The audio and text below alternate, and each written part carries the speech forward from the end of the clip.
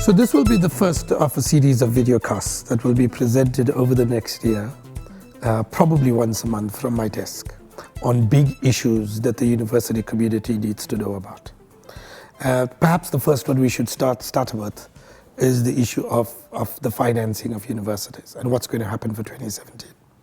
There's been a lot of loose talk, particularly from some student bodies, that universities are in the job to make profits and that public universities should not be making profits. I want to clarify that Wits is not in the business of making profits. We need to be financially sustainable, but we're not here to make profits. And that's something that we must underscore. The real costs increases for 2017 is going to be as follows. About 6.3% will be related to CPI. This is normal inflationary increases that are determined by Statistics South Africa. The second cost is a 1.7% in addition to that. That is largely related to the costs of the purchasing of research equipment and journals and books for the libraries, all of which are priced in dollars and in euros.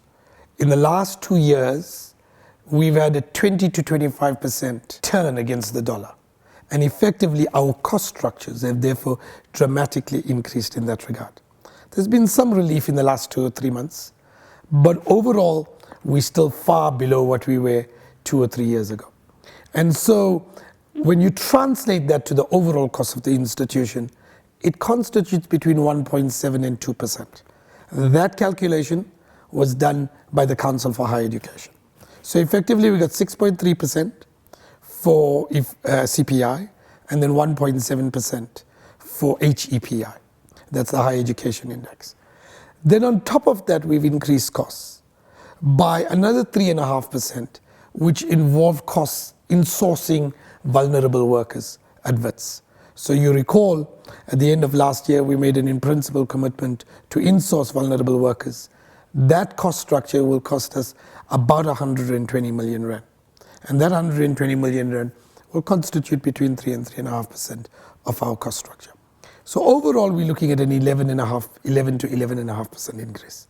We recognize that that's an increase we cannot ask of government or anyone else.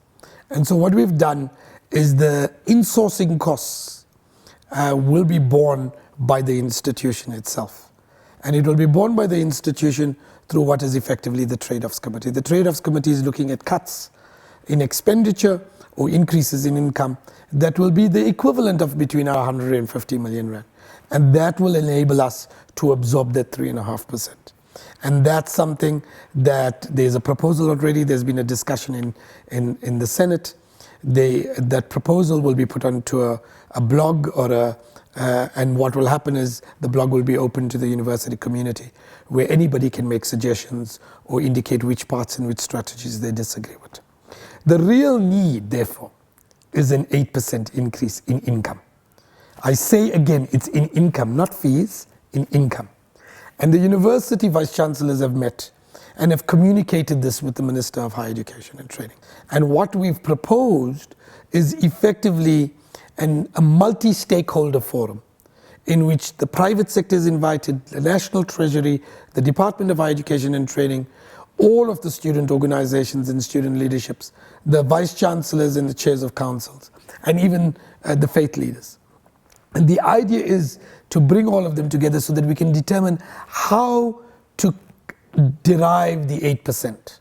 The reason we need that is if we don't do that, it means we're going to start cutting into academic muscle. And if we start cutting into academic muscle, we start weakening the quality of our tertiary education. And we do not want to do to tertiary education what has happened to primary and secondary education, where you create large access, but then you don't have quality. The working class and the poor in our society deserve a quality education as much as the rich do.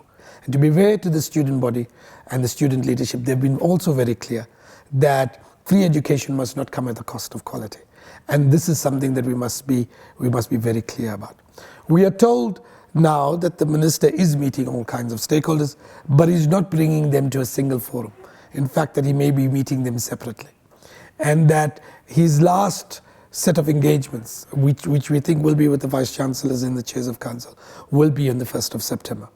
At that point, the Minister will make a recommendation. I want to underscore, it's a recommendation, because the only people that can make decisions on fees and income is our Council. However, his recommendation will be very powerful and would have to be borne in mind by our Council when we make our decision. So hopefully, by the 1st of September, the Minister will make a recommendation.